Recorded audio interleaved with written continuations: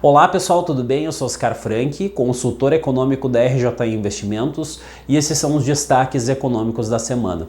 Nos Estados Unidos nós tivemos a divulgação do CPI relativo ao mês de outubro. Muito embora não seja a medida preferida de inflação por parte do Federal Reserve, é um importante indicador de preços da economia americana. Considerando o dado mensal tanto para o índice cheio como também para o núcleo de inflação, os resultados acabaram vindo em linha com as expectativas. No entanto, a média móvel trimestral começou a sinalizar para alguma deterioração, para alguma piora, considerando aí essa tendência de curto prazo. Ainda assim, levando em conta o atual estado das artes da economia dos Estados Unidos, eu vejo que o corte de 0,25 ponto percentual da taxa básica de juros dos Estados Unidos é o cenário mais provável na reunião do FONC a ser realizada em dezembro. Aqui no Brasil nós tivemos o fechamento da safra de termômetros setoriais relativos ao mês de setembro. Então, considerando o confronto com agosto nas séries com ajuste sazonal, nós tivemos o comércio decepcionando e os serviços superando as expectativas. Com isso, nós chegamos no índice do Banco Central de Atividade Econômica, que congrega diferentes resultados para segmentos distintos da economia brasileira.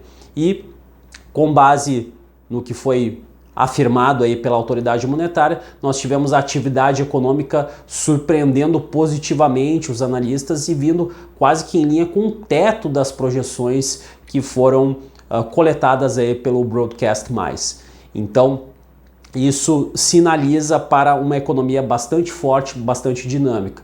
Aliás, se nós considerarmos o dado do segundo trimestre, em que houve uma expansão de 1,2%, e o dado do terceiro trimestre, uma elevação de 1,1%, praticamente nós não notamos uma desaceleração na economia brasileira ao longo desse período, contrariando os prognósticos iniciais de que ao longo do segundo semestre de 2024 nós observaríamos algum desaquecimento da economia brasileira. Eu entendo que os números são consistentes com o dado de crescimento do PIB, especificamente em torno de 1% no terceiro trimestre em comparação com o segundo, todos os dados ajustados pela sazonalidade e, consequentemente, para o ano de 2024 como um todo, um crescimento em torno de 13,5%.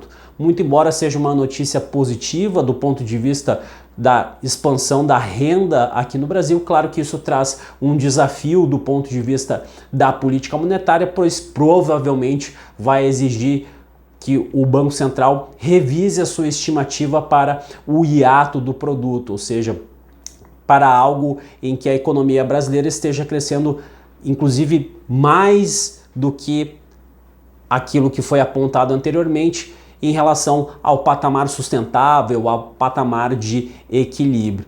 E num cenário como esse, isso vai demandar uma política monetária ainda mais contracionista, ou seja, no sentido de desaquecer a atividade econômica para gerar a convergência da inflação para a meta de 3%. Falando nisso, nós tivemos, por fim, a ata da última reunião do Copom, do Comitê de Política Monetária, que trouxe aí, além daquele reforço que foi sinalizado no comunicado de incertezas com o cenário externo, principalmente com a economia dos Estados Unidos e também dos riscos fiscais domésticos. No entanto, a grande novidade, no meu entendimento, ficou por conta de que uma deterioração adicional das expectativas de inflação vai exigir um prolongamento desse ciclo de alta da taxa Selic.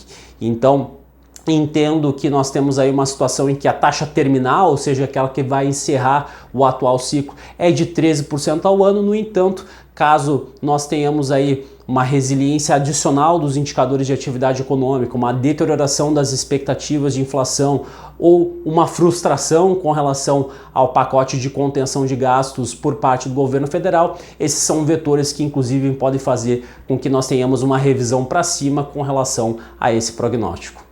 Vejo vocês na próxima, um abraço e até mais.